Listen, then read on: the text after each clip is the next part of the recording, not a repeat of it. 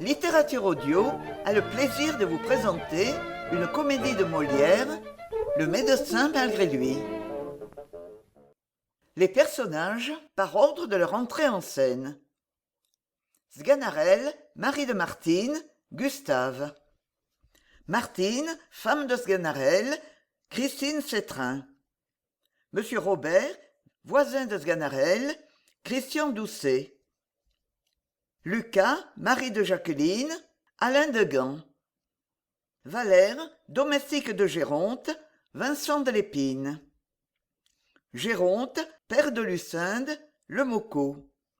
Jacqueline, nourrice chez Géronte et femme de Lucas, Hespériide.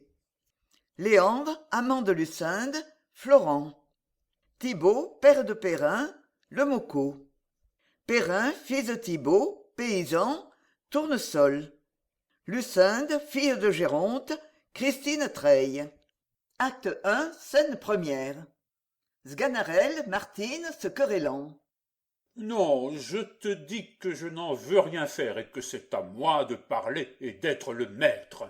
Et je te dis, moi, que je veux que tu vives à ma fantaisie et que je ne me suis point mariée avec toi pour souffrir tes fredaines.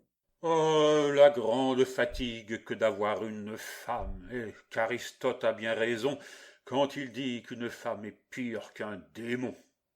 Voyez un peu l'habile homme, avec son bonnet d'Aristote. Oui, habile homme, trouve-moi un faiseur de fagots qui sache comme moi raisonner des choses, qui ait servi 6 ans à un fameux médecin et qui ait su, dans son jeune âge, son rudiment par cœur. Peste du fou fieffé! Peste de la carogne! Que maudit soit l'heure et le jour où je m'avisais d'aller dire oui! Que maudit soit le bec cornu de notaire qui me fit signer ma ruine! C'est bien à toi, vraiment, à te plaindre de cette affaire. Devrais-tu être un seul moment sans rendre grâces au ciel de m'avoir pour ta femme? Et méritais-tu d'épouser une personne comme moi? Il est vrai que tu me fis trop d'honneur et que j'eus lieu de me louer la première nuit de nos noces. Et morbleu, ne me fais point parler là-dessus. Je dirais de certaines choses.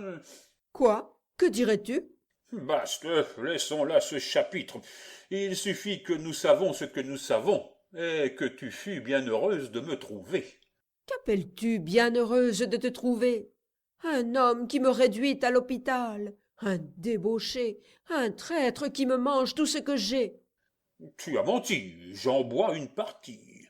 qui me vend pièce à pièce tout ce qui est dans le logis, C'est vivre de ménage. qui m'a ôté jusqu'au lit que j'avais, Tu t'enlèveras plus matin. enfin qui ne laisse aucun meuble dans toute la maison, On en déménage plus aisément. et qui, du matin au soir, ne fait que jouer et que boire. C'est pour ne me point ennuyer. Et que veux-tu, pendant ce temps, que je fasse avec ma famille? Tout ce qu'il te plaira. J'ai 4 pauvres petits-enfants sur les bras, Mets-les à terre. qui me demandent à toute heure du pain. Donne-leur le fouet. Quand j'ai bien bu et bien mangé, je veux que tout le monde soit soûl dans ma maison. Et tu prétends, ivrogne, que les choses aillent toujours de même? Ma femme, allons tout doucement, s'il vous plaît. Que j'endure éternellement tes insolences et tes débauches? Ne nous emportons point, ma femme. Et que je ne sache pas trouver le moyen de te ranger à ton devoir? Ma femme, vous savez que je n'ai pas l'âme endurante et que j'ai le bras assez bon. Je me moque de tes menaces. Ma petite femme m'a mis votre peau vous démanche à votre ordinaire. Je te montrerai bien que je ne te crains nullement. Ma chère moitié, vous avez envie de me dérober quelque chose. Crois-tu que je m'épouvante de tes paroles? 12 objets de mes vœux, je vous frotterai les oreilles. Ivrogne que tu es! Je vous battrai. Sac à vin! Je vous rosserai. Infâme! Je vous étrillerai. Traître, insolent, trompeur, lâche, coquin, Pandare, gueux, bélitre, fripon, maraud, voleur. Sganarelle prend un bâton et lui en donne. Ah, vous en voulez donc? Ah! Aïe! Ah! Ah! Voilà le vrai moyen de vous apaiser. Scène 2. Monsieur Robert, Sganarelle, Martine. Oh là! Oh là! Oh là! Fille, qu'est-ce ci? Quelle infamie! Peste soit le coquin de battre ainsi sa femme! Martine, les mains sur les côtés, lui parle en le faisant reculer et, à la fin, lui donne un soufflet. Et je veux qu'il me batte, moi. Ah! J'y consens de tout mon cœur. De quoi vous mêlez-vous? J'ai tort. Est-ce là votre affaire? Vous avez raison. Voyez un peu cet impertinent qui veut empêcher les maris de battre leurs femmes. Je me rétracte. Qu'avez-vous à voir là-dessus? Rien. Est-ce à vous d'y mettre le nez? Non. Mêlez-vous de vos affaires. Je ne dis plus mot. Il me plaît d'être battu. D'accord. Ce n'est pas à vos dépens. Il est vrai. Et vous êtes un sot de venir vous fourrer où vous n'avez que faire. Monsieur Robert passe ensuite vers le mari, qui, pareillement, lui parle toujours en le faisant reculer, le frappe avec le même bâton et le met en fuite. Il dit, à la fin, « Compère, je vous demande pardon de tout mon cœur. Faites, rossez, battez comme il faut votre femme. Je vous aiderai si vous le voulez. » Il ne me plaît pas, moi. Ah, c'est une autre chose. Je veux la battre si je le veux, et ne la veux pas battre si je ne le veux pas. Fort bien. Mais c'est ma femme, et non pas la vôtre. Sans doute. Vous n'avez rien à me commander. D'accord. Je n'ai que faire de votre aide. Très volontiers. Et vous êtes un impertinent de vous ingérer des affaires d'autrui. Apprenez que Cicéron dit qu'entre l'arbre et le doigt, il ne faut point mettre l'écorce. il bat monsieur Robert et le chasse. Ensuite, il revient vers sa femme et lui dit en lui pressant la main. Oh ça, faisons la paix nous deux, touche là. Oui, après m'avoir ainsi battu. Ce n'est rien, touche. Je ne veux pas. Eh, Non, ma petite femme. point. Allons, te dis-je. Je n'en ferai rien. Viens, viens, viens. Non, je veux être en colère. Fi, c'est une bagatelle, allons, allons. Laisse-moi, là. Touche, te dis-je. Tu m'as trop maltraité. Eh bien, va, je te demande pardon, mets là ta main. Je te pardonne. Mais tu le payeras. Tu es une folle de prendre garde à cela. Ce sont petites choses qui sont de temps en temps nécessaires dans l'amitié, et 5 ou 6 coups de bâton entre gens qui s'aiment ne font que ragaillardir l'affection. Va, je m'en vais au bois, et je te promets aujourd'hui plus d'un 100 de fagots. Scène 3. Martine, seule. Va, quelque mine que je fasse, je n'oublie pas mon ressentiment. Et je brûle en moi-même de trouver les moyens de te punir des coups que tu me donnes. Je sais bien qu'une femme a toujours dans les mains de quoi se venger d'un mari, mais c'est une punition trop délicate pour mon Pandare. Je veux une vengeance qui se fasse un peu mieux sentir, et ce n'est pas contentement pour l'injure que j'ai reçue. Scène 4. Valère, Lucas, Martine. Lucas sans voir Martine. Pardienne, j'avons pris là tous deux une guêpe de commission. Et je ne sais pas, moi, ce que je pensons attraper. Que veux-tu, mon pauvre nourricier? Il faut bien obéir à notre maître. Et puis, nous avons intérêt l'un et l'autre à la santé de sa fille, notre maîtresse. Et sans doute son mariage différé par sa maladie nous vaudrait quelque récompense. Horace, qui est libéral, a bonne part aux prétentions qu'on peut avoir sur sa personne. Et quoiqu'elle ait fait voir de l'amitié pour un certain Léandre, tu sais bien que son père n'a jamais voulu consentir à le recevoir pour son gendre. Martine, rêvant, apparaît. Ne puis-je point trouver quelque invention pour me venger? Mais quelle fantaisie s'est-il bouté là dans la tête? puisque les médecins y avons tous perdu leur latin. On trouve quelquefois, à force de chercher, ce qu'on ne trouve pas d'abord, et souvent en de simples lieux. Oui, il faut que je m'en venge à quelque prix que ce soit. Ces coups de bâton me reviennent au cœur. Je ne les saurais digérer, et... Elle dit tout ceci en rêvant, de sorte que, ne prenant pas garde à ces deux hommes, elle les heurte en se retournant, et leur dit « Messieurs, je vous demande pardon, je ne vous voyais pas, et cherchais dans ma tête quelque chose qui m'embarrasse. » Chacun ses soins dans le monde, et nous cherchons aussi ce que nous voudrions bien trouver. Serait-ce quelque chose où je vous puisse aider? Cela se pourrait faire, et nous tâchons de rencontrer quelque habile homme, quelque médecin particulier, qui pût donner quelque soulagement à la fille de notre maître, attaquée d'une maladie qui lui a ôté tout d'un coup l'usage de sa langue. Plusieurs médecins ont déjà épuisé toute leur science auprès d'elle, mais on trouve parfois des gens avec des secrets admirables, de certains remèdes particuliers qui font le plus souvent ce que les autres n'ont su faire, et c'est là ce que nous cherchons. Que le ciel m'inspire une admirable invention pour me venger de mon pendard.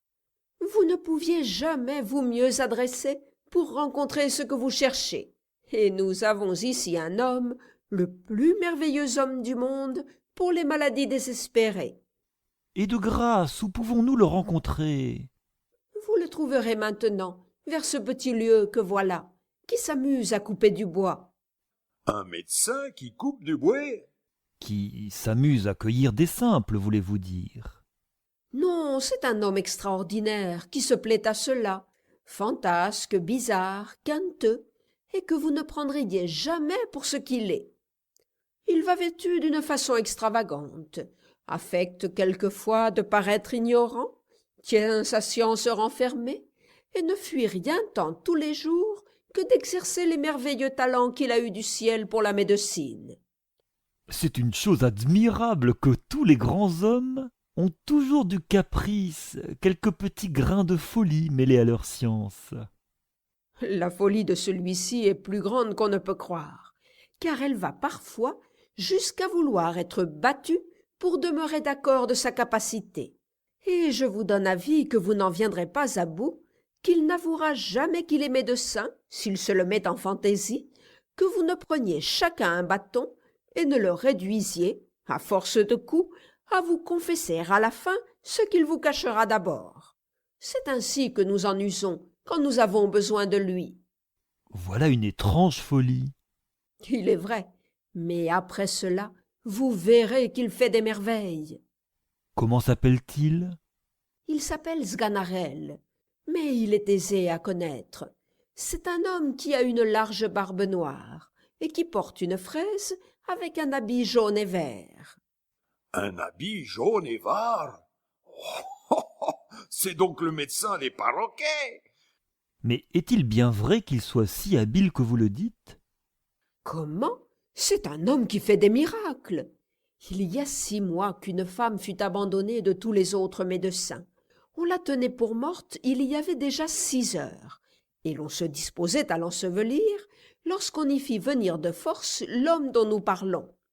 Il lui mit, l'ayant vu, une petite goutte de je ne sais quoi dans la bouche, et dans le même instant elle se leva de son lit, et se mit aussitôt à se promener dans sa chambre comme si de rien n'eût été. Oh! Il fallait que ce fût quelques gouttes d'or potable. Cela pourrait bien être. Il n'y a pas 3 semaines encore qu'un jeune enfant de 12 ans tomba du haut du clocher, en bas, et se brisa sur le pavé la tête, les bras et les jambes. On n'y eut pas plus tôt amené notre homme qu'il le frotta par tout le corps d'un certain onguent qu'il sait faire. Et l'enfant, aussitôt, se leva sur ses pieds et courut jouer à la fossette. Oh! Il faut que cet homme-là ait la médecine universelle. Qui en doute? Testigué! Voilà justement l'homme qu'il nous faut. Allons vite le chercher.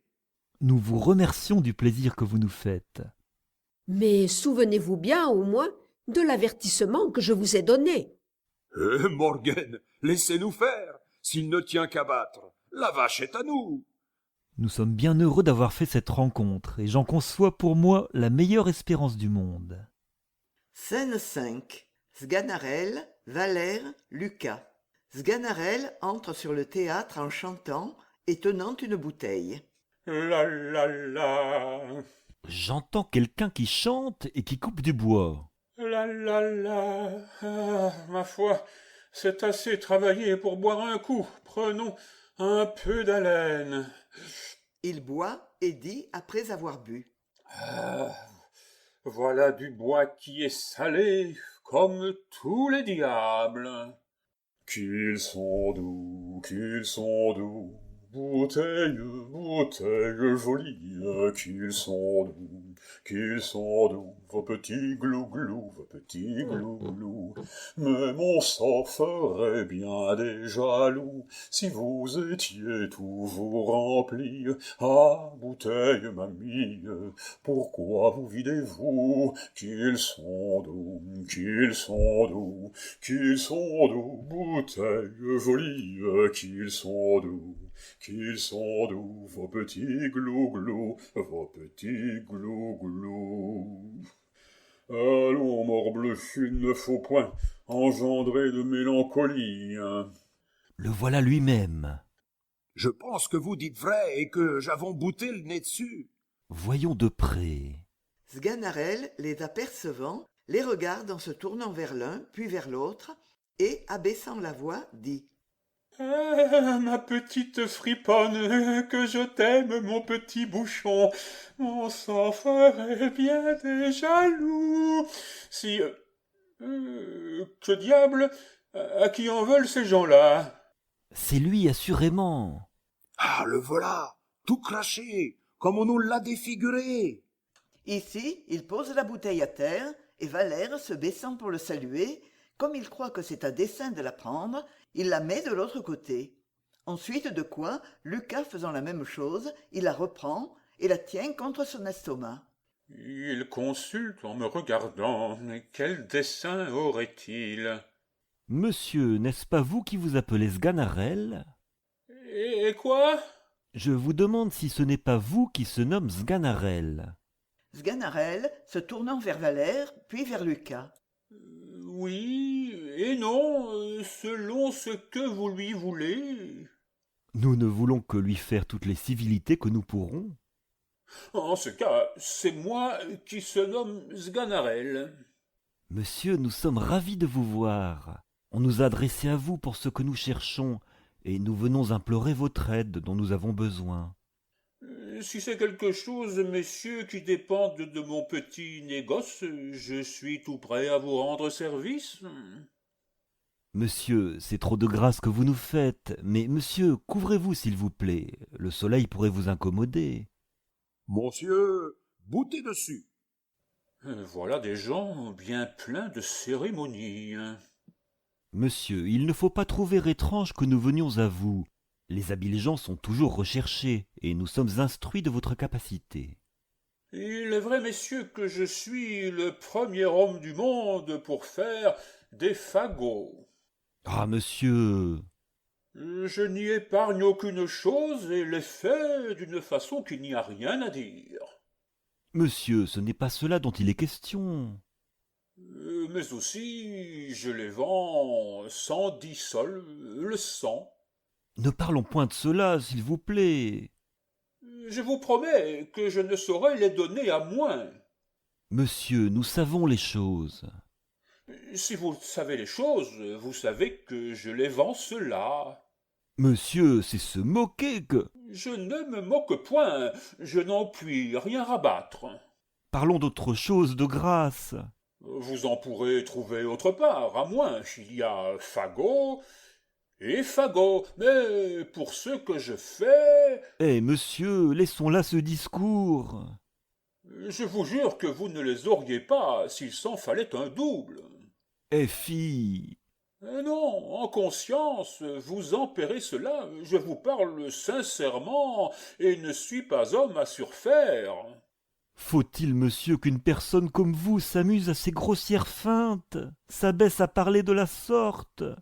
qu'un homme si savant, un fameux médecin comme vous êtes, veuille se déguiser aux yeux du monde et tenir enterrés les beaux talents qu'il a. Il est fou. De grâce, monsieur, ne dissimulez point avec nous. Comment? Oh, tout ce tripotage ne sert de rien. Je savons ce que je savons. Quoi donc? Que me voulez-vous dire? Pour qui me prenez-vous? Pour ce que vous êtes, pour un grand médecin. Médecin vous-même, je ne le suis point et ne l'ai jamais été. Voilà sa folie qui le tient. Monsieur, ne veuillez point nier les choses davantage, et n'en venons point, s'il vous plaît, à de fâcheuses extrémités. À quoi donc? À de certaines choses dont nous serions maris.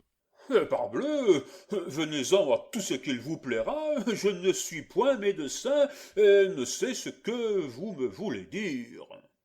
Je vois bien qu'il faut se servir du remède. Monsieur, encore un coup, je vous prie d'avouer ce que vous êtes. Hé, Testiguet, ne l'antiponnez point davantage, et confessez à la franquette que vous êtes médecin. J'enrage. À quoi bon nier ce qu'on sait? Oh, pourquoi toutes ces frêmes-là? À quoi est-ce que ça vous sert? Monsieur, en un mot autant qu'en 2000, je vous dis que je ne suis point médecin. Vous n'êtes point médecin? Non, Vous n'êtes pas médecin? non, vous dis-je. Puisque vous le voulez, il faut s'y résoudre. Ils prennent un bâton et le frappent. Messieurs, je suis tout ce qu'il vous plaira. Pourquoi, monsieur, nous obligez-vous à cette violence? À quoi bon nous bailler la peine de vous battre? Je vous assure que j'en ai tous les regrets du monde. Par ma figuée, j'en suis fâché, franchement. Que diable est ceci? Messieurs, de grâce, est-ce pour rire ou si tous deux vous extravaguez de vouloir que je sois médecin? Quoi, vous ne vous rendez pas encore et vous vous défendez d'être médecin? Diable emporte si je le suis. Il n'est pas vrai qu'Oussaï est médecin? Non, la peste m'étouffe. Ils recommencent à le battre. Eh bien, messieurs, oui, puisque vous le voulez, je suis médecin, apothicaire encore, si vous le trouvez bon. J'aime mieux consentir à tout que de me faire assommer. Ah, voilà qui va bien, monsieur. Je suis ravi de vous voir raisonnable. Oh, vous me boutez la joie au cœur quand je vous vois parler comme ça. Je vous demande pardon de toute mon âme. Je vous demandons excuse de la liberté que j'avons prise. Ouais, serait-ce bien moi qui me tromperais? Serais-je devenu médecin sans m'en être aperçu? Monsieur, vous ne vous repentirez pas de nous montrer ce que vous êtes, et vous verrez assurément que vous en serez satisfait. Mais, messieurs, dites-moi, ne vous trompez-vous point vous-même? Est-il bien assuré que je sois médecin? Oui, par ma figuée. Tout de bon? Sans doute. Diable emporte si je le savais. Comment? Vous êtes le plus habile médecin du monde. Ah! Un médecin qui a guéri je ne sais combien de maladies. Tudieu! Une femme était tenue pour morte il y avait 6 heures. Elle était prête à ensevelir, lorsqu'avec une goutte de quelque chose, vous la fîtes revenir et marcher d'abord par la chambre. Peste? Un petit enfant de 12 ans se laissit choir du haut d'un clocher, de quoi il eut la tête, les jambes et les bras cassés. Et vous, avec je ne sais quel onguent, vous fîtes qu'aussitôt il se relevit sur ses pieds et s'en fut jouer à la faussette. Diantre! Enfin, monsieur, vous aurez contentement avec nous, et vous gagnerez ce que vous voudrez en vous laissant conduire où nous prétendons vous mener. Je gagnerai ce que je voudrais? Oui. Je suis médecin, sans contredit, je l'avais oublié, mais je m'en souviens. De quoi est-il question? Où faut-il se transporter? Nous vous conduirons. Il est question d'aller voir une fille qui a perdu la parole. Ma foi, je ne l'ai pas trouvée. Il aime à rire. Allons, monsieur. Sans une robe de médecin? Nous en prendrons une. Sganarelle présentant la bouteille à Valère. Tenez cela, vous. Voilà où je mets mes juleps. Hein. Puis, se tournant vers Lucas en crachant. Vous marchez là-dessus par ordonnance du médecin. Pas le sanguine, v'là un médecin qui me plaît. Je pense qu'il réussira, car il est bouffon.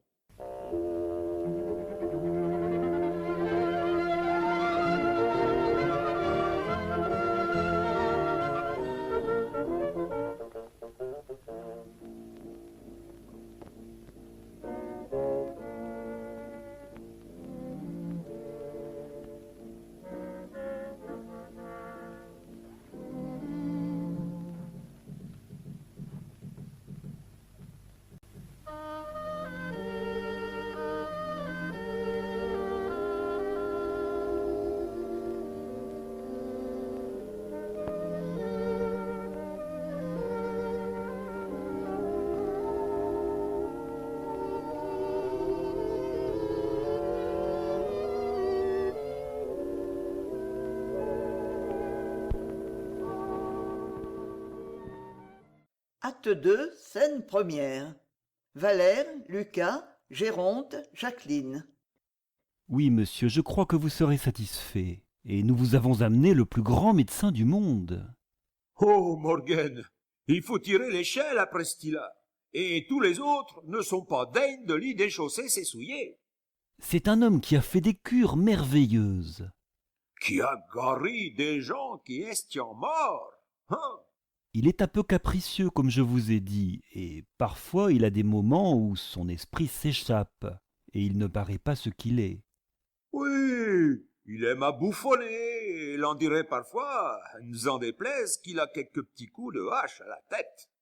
Mais dans le fond, il est toute science, et bien souvent il dit des choses tout à fait relevées.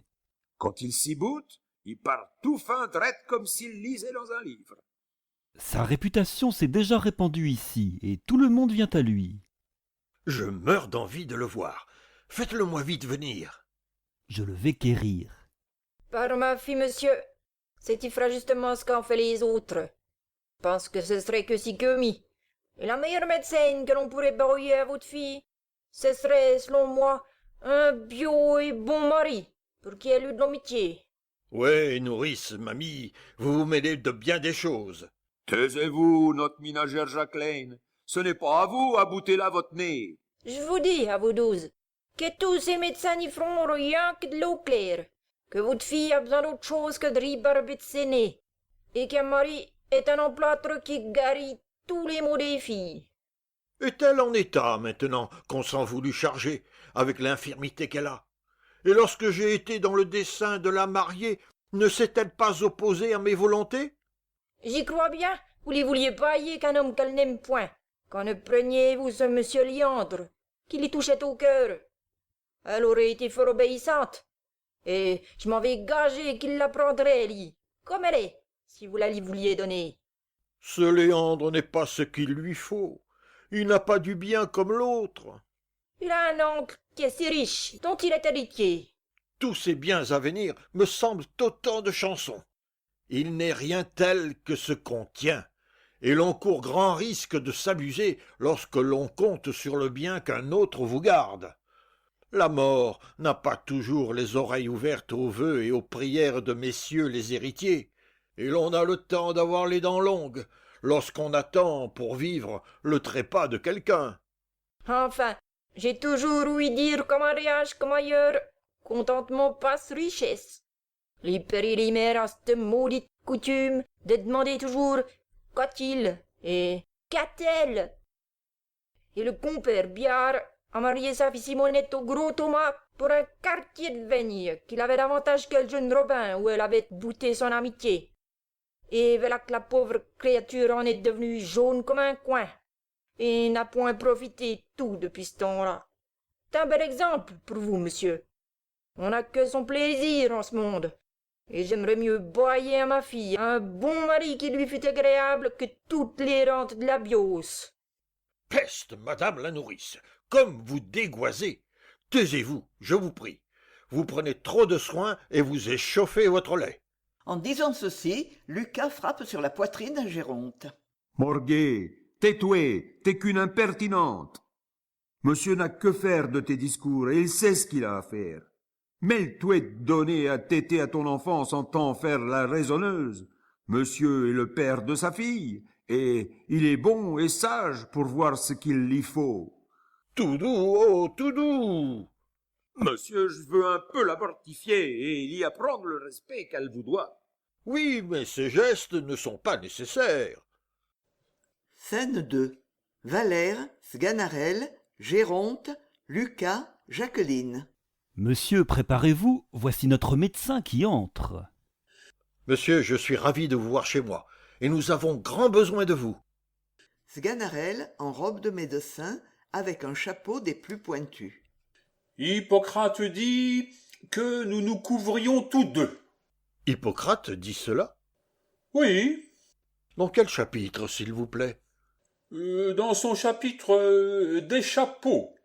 Puisqu'Hippocrate le dit, il le faut faire. Monsieur le médecin, ayant appris les merveilleuses choses, À qui parlez-vous de grâce? à vous. Je ne suis pas médecin. Vous n'êtes pas médecin? Non, vraiment? Sganarelle prend ici un bâton et le bat comme on l'a battu. Tout de bon? Tout de bon? Oh, oh, oh! Vous êtes médecin maintenant. Je n'ai jamais eu d'autre licence. Quel diable d'homme m'avez-vous là amené? Je vous ai bien dit que c'était un médecin goguenard. Oui, mais je l'enverrai promener avec ses goguenarderies. Ne prenez pas garde à ça, monsieur. Ce n'est que pour rire. Cette raillerie ne me plaît pas. Monsieur, je vous demande pardon de la liberté que j'ai prise. Monsieur, je suis votre serviteur. Je suis fâché Cela n'est rien. des coups de bâton Il n'y a pas de mal. que j'ai eu l'honneur de vous donner. Ne parlons plus de cela. Monsieur, j'ai une fille qui est tombée dans une étrange maladie. Je suis ravi, monsieur, que votre fille ait besoin de moi, et je souhaiterais de tout mon cœur que vous en eussiez besoin aussi, vous et toute votre famille, pour vous témoigner l'envie que j'ai de vous servir. Je vous suis obligé de ces sentiments. Je vous assure que c'est du meilleur de mon âme que je vous parle. C'est trop d'honneur que vous me faites. Comment s'appelle votre fille? Lucinde. Lucinde, ah, beau nom à médicamenter. Lucinde. Je m'en vais voir un peu ce qu'elle fait. Qui est cette grande femme-là? C'est la nourrice d'un petit enfant que j'ai. Peste, le joli meuble que voilà. Ah, nourrice, charmante nourrice, ma médecine est la très humble esclave de votre nourricerie. Je voudrais bien être le petit poupon fortuné qui téta le lait de vos bonnes grâces. Il lui porte la main sur le sein. Tous mes remèdes, toute ma science, toute ma capacité est à votre service, et... Avec votre permission, monsieur le médecin, laissez-la ma femme, je vous prie. Quoi, est-elle votre femme? Oui. Sganarelle fait semblant d'embrasser Lucas et, se tournant du côté de la nourrice, il l'embrasse. Ah, vraiment, je ne savais pas cela, et je m'en réjouis pour l'amour de l'un et de l'autre. Lucas en le tirant. Tout doucement, s'il vous plaît. Ah, je vous assure que je suis ravi que vous soyez unis ensemble.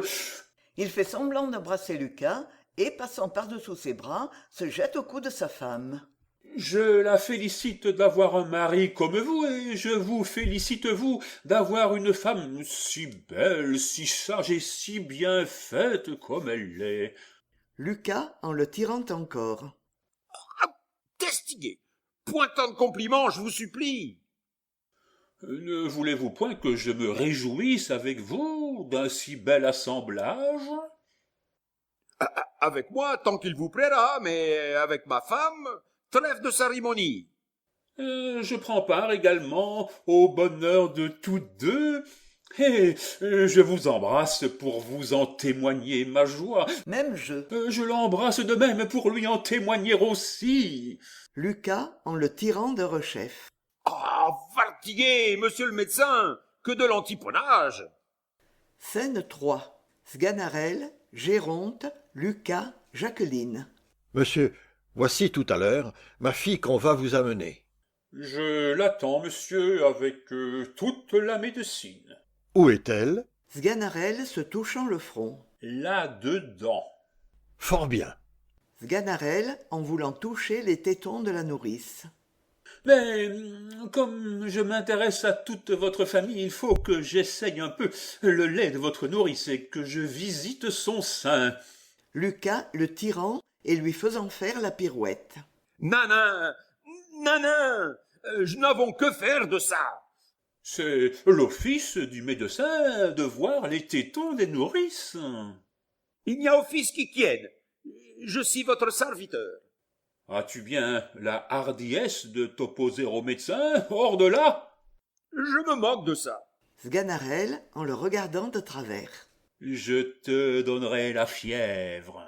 Jacqueline prenant Lucas par le bras et lui faisant faire aussi la pirouette. Ôte-toi de là aussi.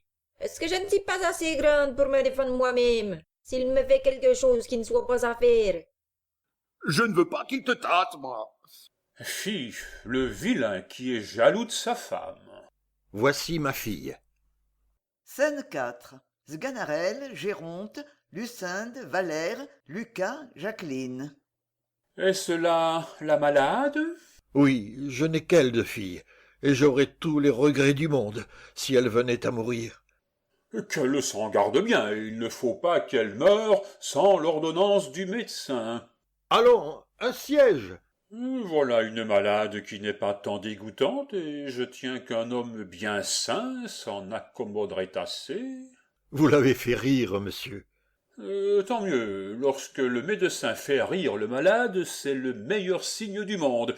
Eh bien, de quoi est-il question? Qu'avez-vous? Et quel est le mal que vous sentez?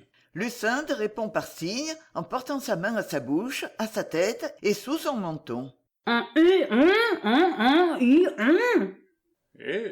que dites-vous? Lucinde continue les mêmes gestes. Quoi?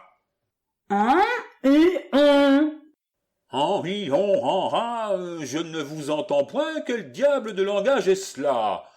Monsieur, c'est là sa maladie. Elle est devenue muette, sans que jusqu'ici on en ait pu savoir la cause. Et c'est un accident qui a fait reculer son mariage. Et pourquoi? Celui qu'elle doit épouser veut attendre sa guérison pour conclure les choses. Et qui est ce sot-là qui ne veut pas que sa femme soit muette? Plût à Dieu que la mienne eût cette maladie, je me garderais bien de la vouloir guérir. Enfin, monsieur, nous vous prions d'employer tous vos soins pour la soulager de son mal. Ne vous mettez pas en peine. Dites-moi un peu, ce mal l'oppresse-t-il beaucoup? Oui, monsieur. Tant mieux. Sent-elle de grandes douleurs? Fort grande. C'est fort bien fait. Va-t-elle où vous savez? Oui. Copieusement? Je n'entends rien à cela. La matière est-elle louable? Je ne me connais pas à ces choses. Sganarelle se tournant vers la malade. Donnez-moi votre bras.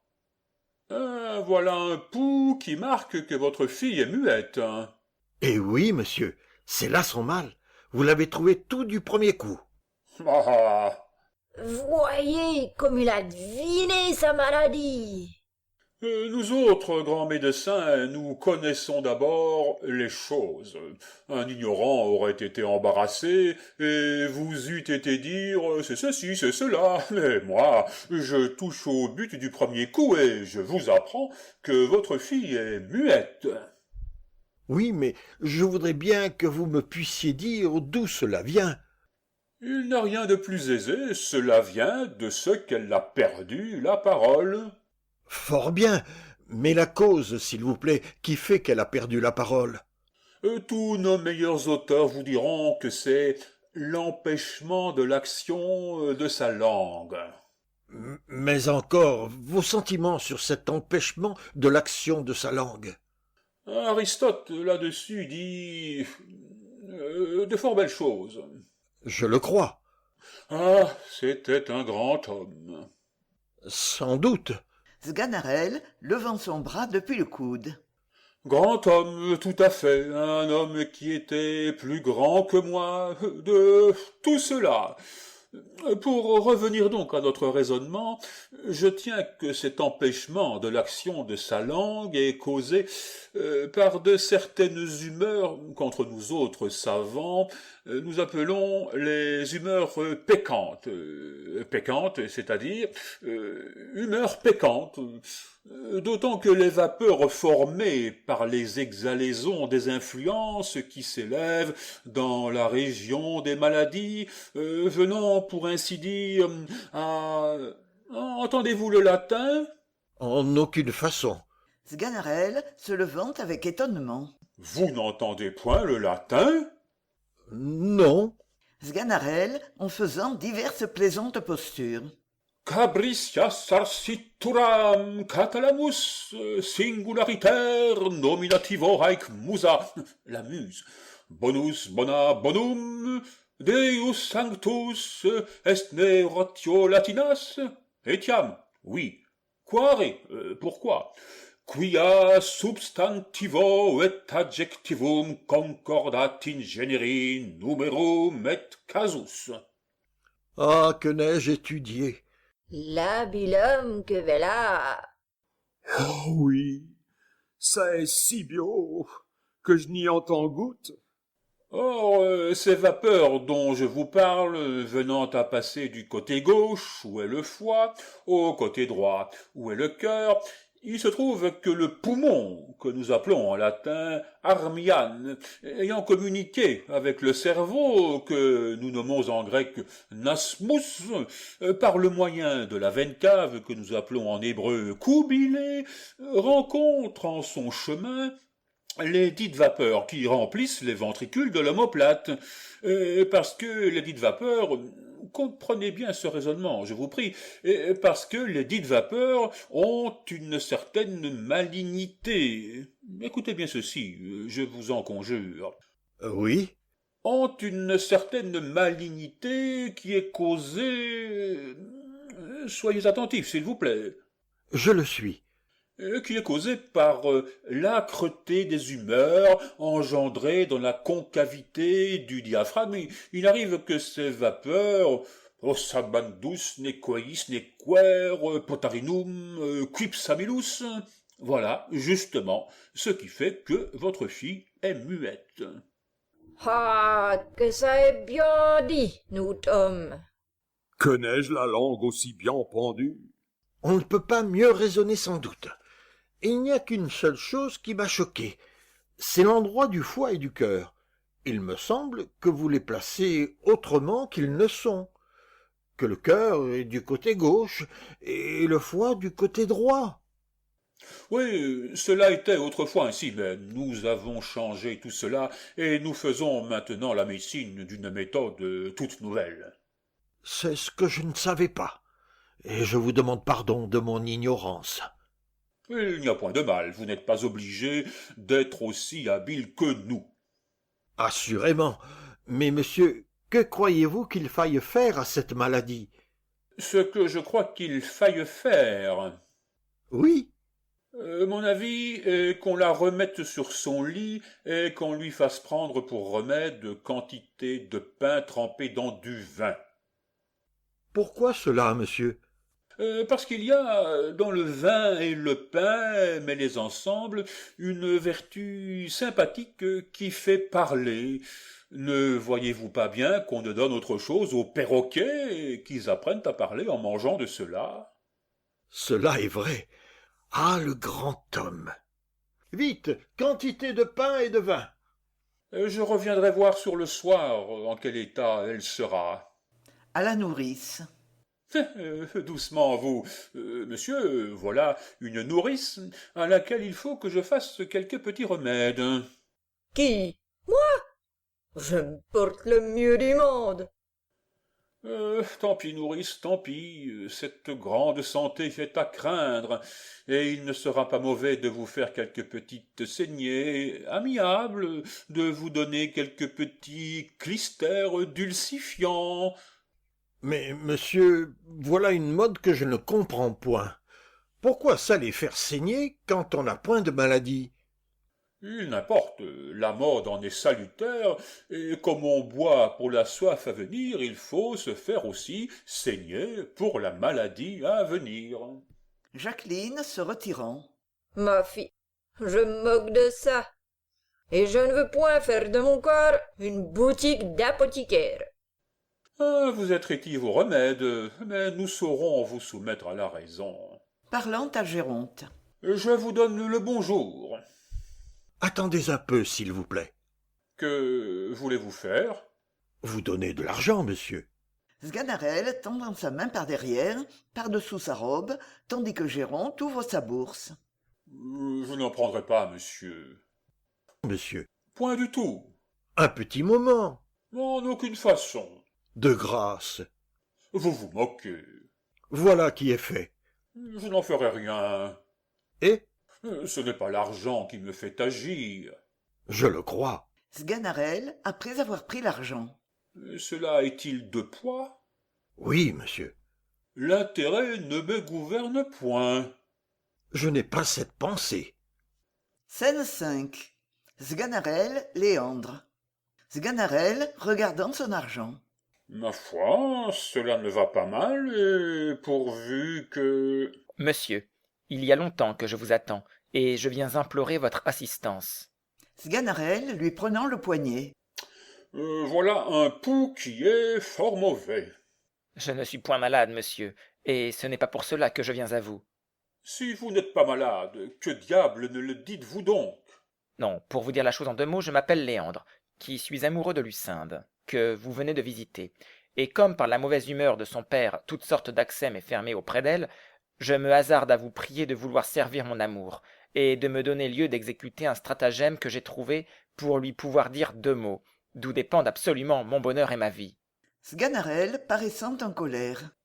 Pour qui me prenez-vous? Comment osez vous adresser à moi pour vous servir dans votre amour et vouloir ravaler la dignité de médecin à des emplois de cette nature? Monsieur, ne faites point de bruit. Sganarelle, en le faisant reculer. J'en veux faire, moi. Vous êtes un impertinent, Monsieur, doucement, un malavisé. de grâce. Je vous apprendrai que je ne suis point homme à cela et que c'est une insolence extrême. Léandre, tirant une bourse qu'il lui donne. Monsieur, Sganarelle, tenant la bourse. De vouloir m'employer, je ne parle pas pour vous, car vous êtes honnête homme et je serais ravi de vous rendre service, mais il y a de certains impertinents au monde qui viennent prendre les gens pour ce qu'ils ne sont pas, et je vous avoue que cela me met en colère. je vous demande pardon, monsieur, de la liberté que... Vous vous moquez? De quoi est-il question? Vous saurez donc, monsieur, que cette maladie que vous voulez guérir est une feinte maladie. Les médecins ont raisonné là-dessus, comme il faut, et ils n'ont pas manqué de dire que cela procédait qui du cerveau, qui des entrailles, qui de la rate, qui du foie. Mais il est certain que l'amour en est la véritable cause, et que Lucinde n'a trouvé cette maladie que pour se délivrer d'un mariage dont elle était importunée. Mais de crainte qu'on ne nous voie ensemble, retirons-nous d'ici, et je vous dirai en marchant ce que je souhaite de vous. Allons, monsieur, vous m'avez donné pour votre amour une tendresse qui n'est pas concevable, et j'y perdrai toute ma médecine, ou la malade crèvera, ou bien elle sera à vous.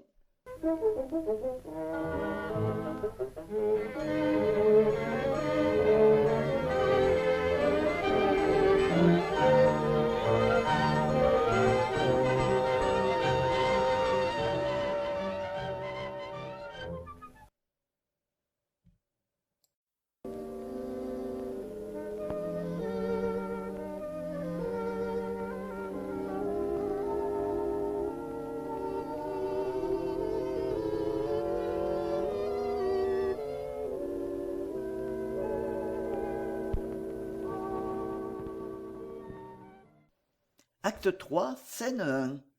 Léandre, Sganarelle. Il me semble que je ne suis pas mal ainsi, pour un apothicaire. Et comme le père ne m'a guère vu, ce changement d'habit et de perruque est assez capable, je crois, de me déguiser à ses yeux. Sans doute. Tout ce que je souhaiterais, serait de savoir 5 ou 6 grands mots de médecine pour parer mon discours et me donner l'air d'habile homme. Allez, allez, tout cela n'est pas nécessaire, il suffit de l'habit, je n'en sais pas plus que vous. Comment? Diable emporte si j'entends rien en médecine. Vous êtes honnête homme et je veux bien me confier à vous comme vous vous confiez à moi. Quoi? Vous n'êtes pas effectivement? Non, vous dis-je. Ils m'ont fait médecin malgré mes dents. Je ne m'étais jamais mêlé d'être si savant que cela, et toutes mes études n'ont été que jusqu'en 6e. Je ne sais point sur quoi cette imagination leur est venue, mais quand j'ai vu qu'à toute force ils voulaient que je fusse médecin, je me suis résolu de l'être, aux dépens de qui il appartiendra. Cependant, vous ne sauriez croire comment l'erreur s'est répandue et de quelle façon chacun est endiablé à me croire habile homme. On vient me chercher de tous côtés. Et si les choses vont toujours de même, je suis d'avis de m'en tenir toute ma vie à la médecine. Je trouve que c'est le métier le meilleur de tous, car soit qu'on fasse bien ou qu'on fasse mal, on est toujours payé de même sorte. La méchante besogne ne retombe jamais sur notre dos, et nous taillons comme il nous plaît sur l'étoffe où nous travaillons.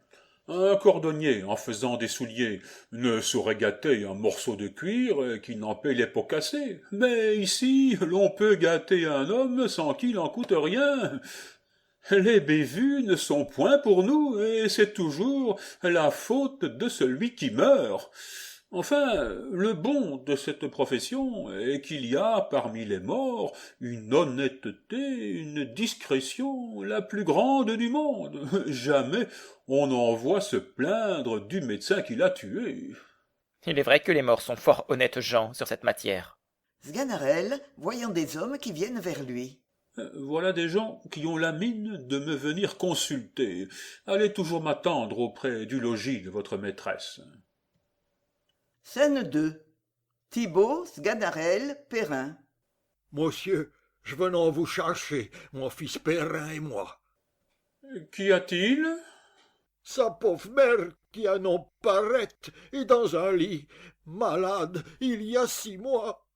Sganarelle tendant la main comme pour recevoir de l'argent. Que voulez-vous que j'y fasse? Je voudrions, monsieur, que vous nous baillassiez quelques petites drôleries pour la guérir. Il faut voir, de quoi est-ce qu'elle est malade?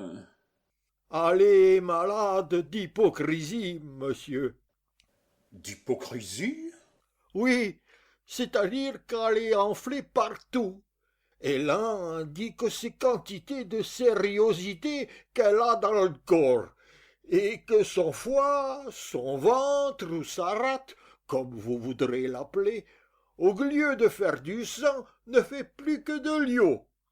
Allez, à 2 jours l'un, la fièvre quotidienne avec des lassitudes et des douleurs dans les mufles de jambes.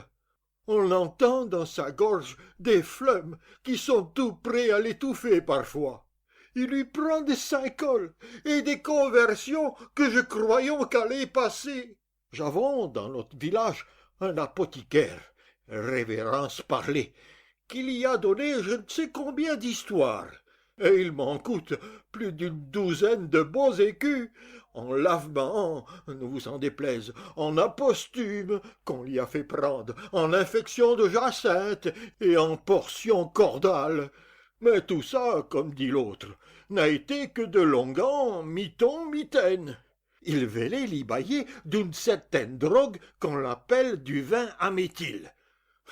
Mais j'ai eu peur, franchement, que ça l'envoyait à pâtre, et que l'on dit que ces gros médecins tuons je ne sais combien de monde avec cette invention-là.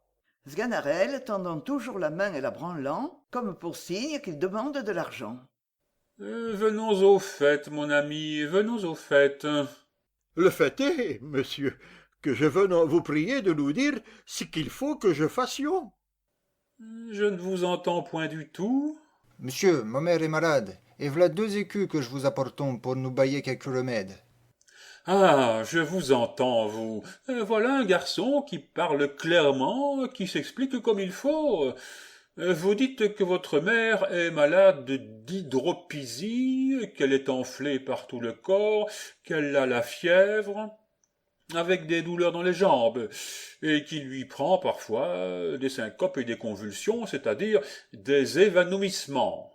Eh oui, monsieur, c'est justement ça. J'ai compris d'abord vos paroles. Vous avez un père qui ne sait ce qu'il dit.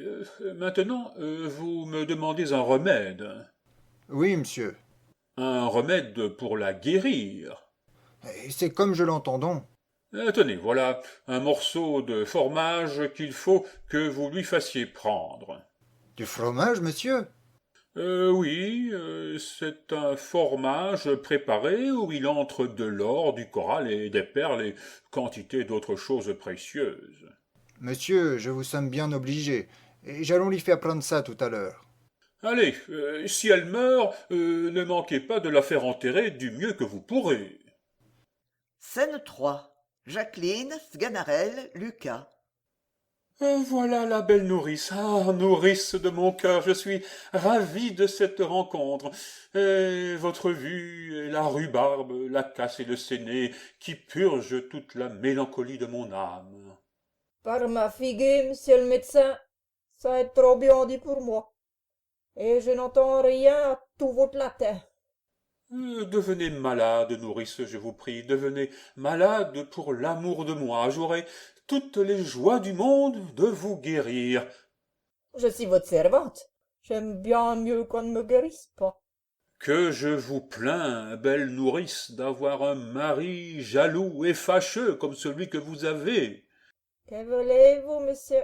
C'est pour la pénitence de mes fautes. Et là où la chèvre est liée, il faut bien qu'elle aille brouter. Comment, un rustre comme cela, un homme qui vous observe toujours et ne veut pas que personne vous parle? Hélas, vous n'avez rien vu encore. Et ce n'est qu'un petit échantillon de sa mauvaise humeur. Est-il possible, et qu'un homme ait l'âme assez basse pour maltraiter une personne comme vous?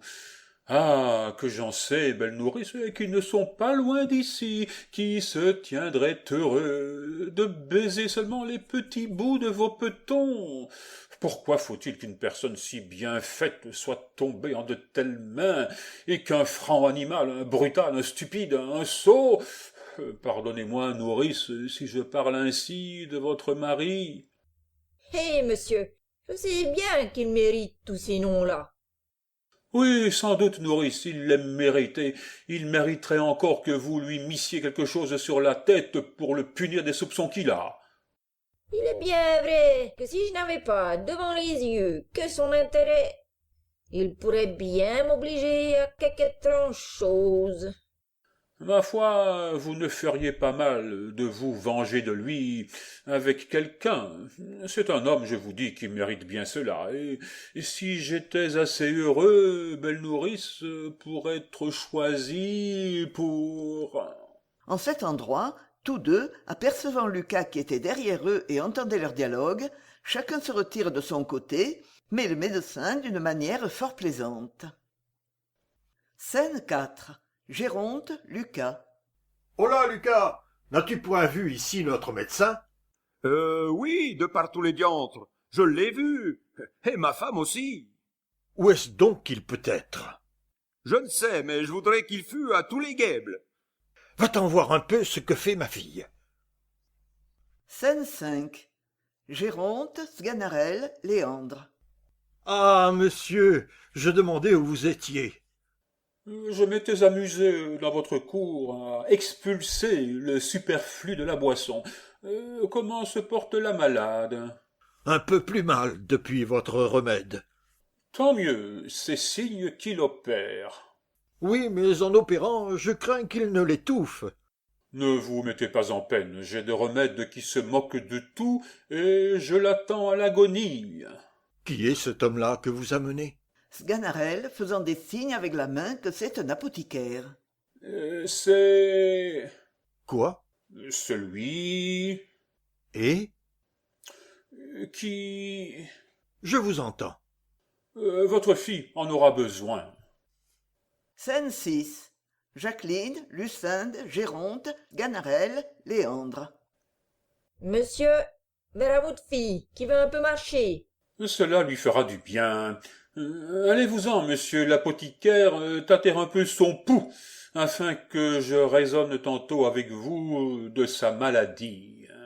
En cet endroit, il tire Géronte à un bout du théâtre et, lui passant un bras sur les épaules, lui rabat la main sous le menton, avec laquelle il le fait retourner vers lui lorsqu'il veut regarder ce que sa fille et l'apothicaire font ensemble, lui tenant cependant le discours suivant pour l'amuser. Monsieur, c'est une grande et subtile question entre les doctes de savoir si les femmes sont plus faciles à guérir que les hommes. Je vous prie d'écouter ceci, s'il vous plaît. Les uns disent que non, les autres disent que oui, et moi je dis que oui et non. D'autant que l'incongruité des humeurs opaques qui se rencontrent au tempérament naturel des femmes est en cause que la partie brutale veut toujours prendre empire sur la sensitive, on voit que l'inégalité de leurs opinions dépend du mouvement oblique du cercle de la Lune, et comme le Soleil, qui darde ses rayons sur la concavité de la Terre, trouve... Non, je ne suis point du tout capable de changer de sentiment. Voilà ma fille qui parle. Ô grande vertu du remède, ô admirable médecin, que je vous suis obligé, monsieur, de cette guérison merveilleuse. Et que puis-je faire pour vous après un tel service? Sganarelle se promenant sur le théâtre et s'essuyant le front. Voilà une maladie qui m'a bien donné de la peine. Oui, mon père, j'ai recouvré la parole. Mais je l'ai recouvrée pour vous dire que je n'aurai jamais d'autre époux que Léandre, et que c'est inutilement que vous voulez me donner Horace. Mais Rien n'est capable d'ébranler la résolution que j'ai prise. quoi? Vous m'opposerez en vain de belles raisons. Si Tous vos discours ne serviront de rien. je... C'est une chose où je suis déterminée. Mais Il n'est puissance paternelle qui me puisse obliger à me marier malgré moi. j'ai... Vous avez beau faire tous vos efforts, Il... mon cœur ne saurait se soumettre à cette tyrannie. Là... Et je me jetterai plutôt dans un couvent que d'épouser un homme que je n'aime point. Mais... Non, en aucune façon, point d'affaire, vous perdez le temps, je n'en ferai rien, cela est résolu. Oh, quelle impétuosité de parole! Il n'y a pas moyen d'y résister. Monsieur, je vous prie de la faire redevenir muette. C'est une chose qui m'est impossible. Tout ce que je puis faire pour votre service est de vous rendre sourd, si vous voulez. Je vous remercie. Penses-tu donc? Non, toutes vos raisons ne gagneront rien sur mon âme. Tu épouseras Horace dès ce soir. J'épouserai plutôt la mort. Oh mon Dieu, arrêtez-vous, laissez-moi médicamenter cette affaire. C'est une maladie qui la tient, et je sais le remède qu'il y faut apporter. Serait-il possible, monsieur, que vous puissiez aussi guérir cette maladie d'esprit?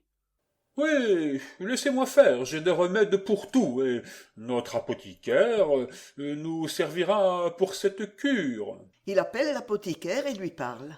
Un mot, vous voyez que l'ardeur qu'elle a pour ce Léandre est tout à fait contraire aux volontés du père, qu'il n'y a point de temps à perdre, que les humeurs sont fort aigries et qu'il est nécessaire de trouver promptement un remède à ce mal qui pourrait empirer par le retardement. Pour moi, je n'y en vois qu'un seul, qui est une prise de fuite purgative que vous mêlerez comme il faut avec 2 drachmes de matrimonium en pilule.